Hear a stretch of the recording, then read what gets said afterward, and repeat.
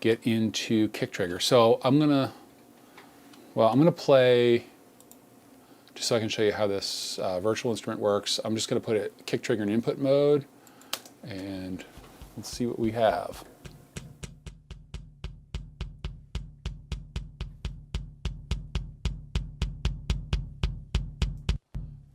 All right, so that's the sound. It's pretty jazzy. And just for comparison, I'm just going to turn off input so you can hear what the track that you guys have sounds like.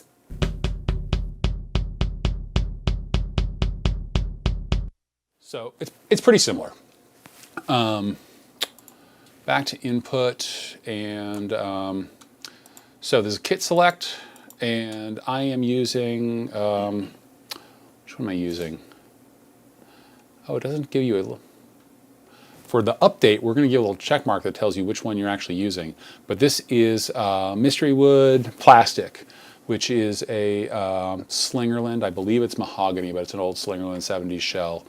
And the nice thing about this is we've got these sustain controls here.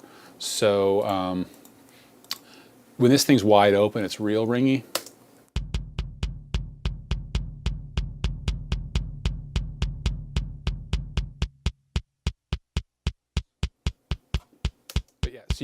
So you can really tighten it up with that sustain control. I'm keeping it kind of natural because Converge is. I mean, I want the tones to have some character. This is not like the decay of this drum is.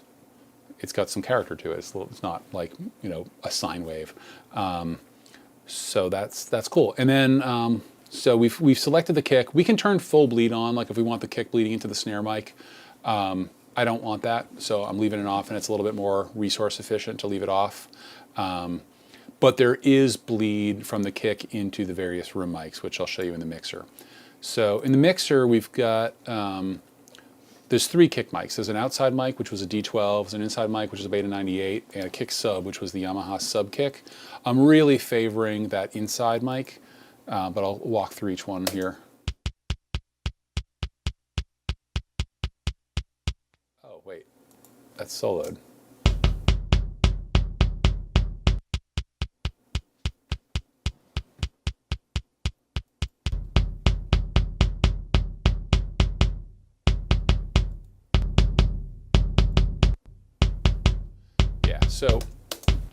So one of the cool features of this, like, you've got an EQ that's like, this is one of the contact EQs, but it's skinned to look like a Dayking, which is what I like to track my drums through.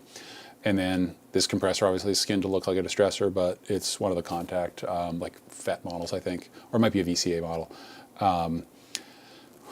Popular compressor for drums around my studio, as well as some kind of tape saturation stuff that you can blend in to make things a little crunchier. And then there's also an outside mic, the D12. That's set pretty quiet, but that's outside the kick, just getting a little more of the boom. And then the sub mic, getting some sub. But one of the real crucial components of this sound is the turbo track, which is a trick I learned from Matt Ellard, who recorded my band Converge's album Jane Doe. When he was mixing that, what is a turbo track? Well, I'm gonna explain that. So that record was recorded and mixed on tape and on a Neve 8078 console, which had I don't remember how many inputs, but plenty of them. And he would mult the kick, snare, and tom tracks, send those through gates, compressors, and like he would use like some gnarly compressors like Valley People Dynamites or something like that, I think. And then he would use the Drummer gates. People used to like using the Drummer gates on drums a lot because they kind of pop when they open in a certain way that adds attack to a drum. So he basically, mult is, if you don't know, mult is like the patch bay term for duping.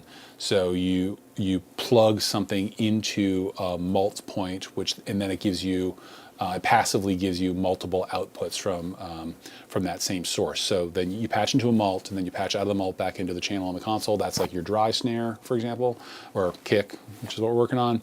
Then you patch from the mult through another chain that you're going to run in parallel to that, but it's built on a console rather than being like a wet-dry type of mix in a plugin.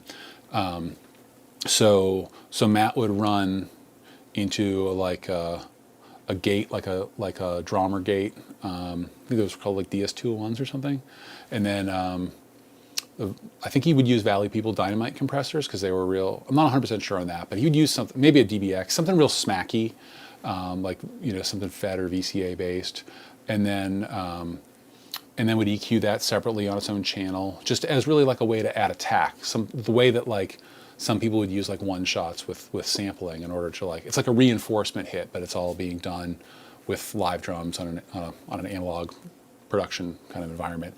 And then he would like sneak a little bit of that in underneath the regular mic of the kick, snare, and toms. So I've just always called them turbo tracks because that's what Matt called them. Like when you want to just kick into turbo mode, you just gives you a little bit of extra stuff. So my turbo tracks are there's tons of like multi samples within this library. Like within each velocity layer, there's like a ton of samples too, and left and right hits and all that. So there's a ton of variation to the hits, and then there's also like a separate print of all those hits through an entire analog chain, which included, I didn't gate it because we have the sustain control here, but it included EQ, compression, and saturation. So all those hits you have the ability to blend in like a pre-EQ'd, compressed, and saturated version of that hit with the unaffected version of that sample. And so you basically have like three controls of the turbo track. You have threshold, which is a velocity threshold.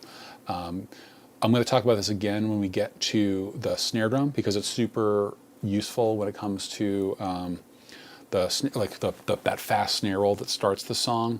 It says that we're only gonna give you a turbo track hit at velocities above a certain threshold. So like when he's like doom doom doom doom doom doom, the turbo track's only going dot dot dot dot dot, whereas all the samples below that, like the more grace notey, like lower velocity hits, are not having that like loud, smacky reinforcement hit added to them. So it makes the thing more dynamic and also gives the accents more crack, more weight. And then within, once you decide where your threshold is going to be, then you have a volume control where you're essentially controlling blend between, or controlling how much of that turbo track you're blending in with the primary sample, as well as how long does that turbo track sustain. So if you want to get like a really dirty, like ringy kind of drum sound, you can just jack the sustain up on that. Or if you're just looking, if it's like a fast song like this and you just need crack to cut through a dense mix, then you can turn the sustain down. So let's check out this kick turbo track in solo. And I'm just going to move, I'm not going to touch the threshold, but because the kick is not super dynamic on this song, but I'm going to play with the sustain control.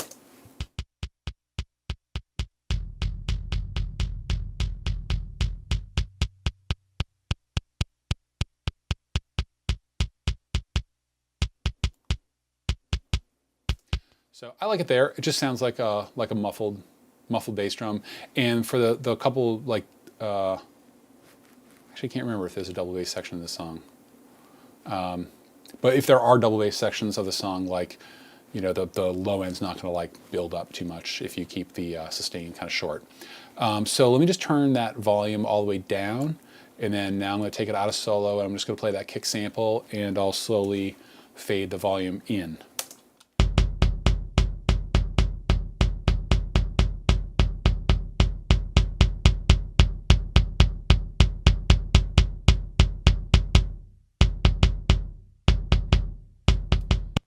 So you're definitely it's tightening it up, and it's making the level more consistent, and it's giving you that like 2K cut through the mix kind of stuff you get from the kick drum. So very similar kind of vibe on the snare. I'm just gonna solo the snare top, and we'll do the same thing with the turbo track on snare top. One thing with this library, when you solo a new thing, all these controls are still driven by here. So when you solo something new, if you want to work on that, you got to grab that control, that tab to go over there. And this thing is also, it's got full like multi-output routing. So like if you want these samples to show up on individual tracks for each sample, you can totally do that.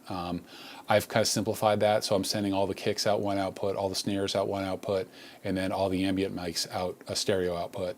But if you want to break it up into more of that stuff, use less of the internal processing and more of like your own track by track kind of processing, you can do that there. All right. What's the mic used on that kick in?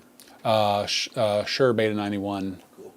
I think. The new one that uses the full size XLR. I think that's a Beta 91A. I also have a Beta 90, I think Beta 91, which is the previous revision that uses like the mini XLR, which is a little less robust, and also doesn't have the mid contour switch. I don't remember where the mid contour switch was on that, off the top of my head. But yeah, that's a great sounding mic, and I'm happy to get my entire snare sound out of that. Although it can be a bit harsh for less aggressive types of music. All right, so let's check out the snare top. I'm just going to solo snare trig, and then once I get through this trigger stuff, then I'm just going to like disable the sample library, and we're just going to roll with the printed triggers from the original multi-tracks.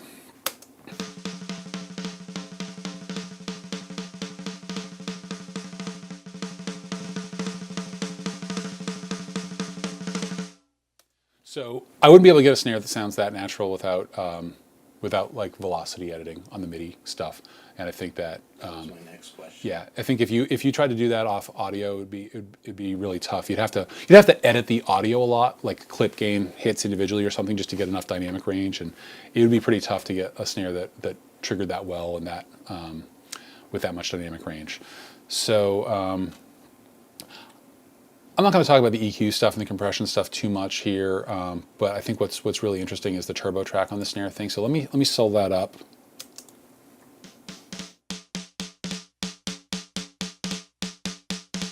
It's got a lot of high mid, and it's got a lot of crunch. So there's a lot of like character to that, and you'll notice like because of where I've got this. Let me tweak this velocity threshold a little bit.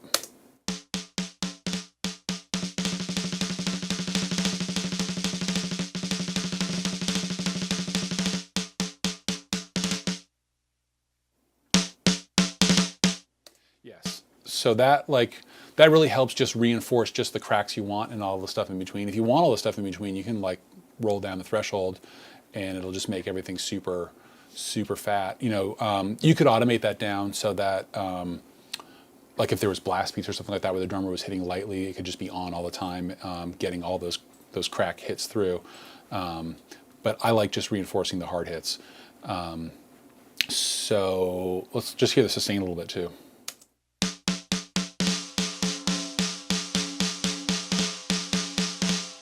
This is like a noise rock kind of song. Like you might want that like distorted snare with a ton of ring, get like an Unsane kind of vibe or something.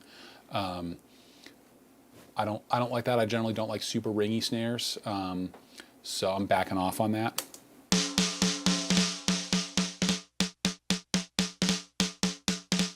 All right, so let's roll the volume of that down, and then just the turbo track down, take it out of solo, and then play back and just sneak some of the turbo track in with the primary snare.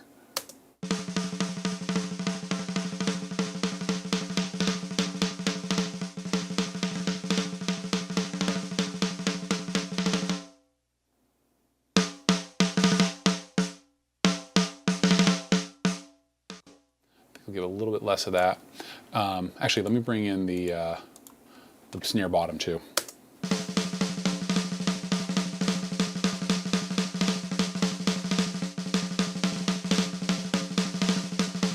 Helps kind of like lessen the difference between the tonal change that the turbo track brings in versus the raw mic.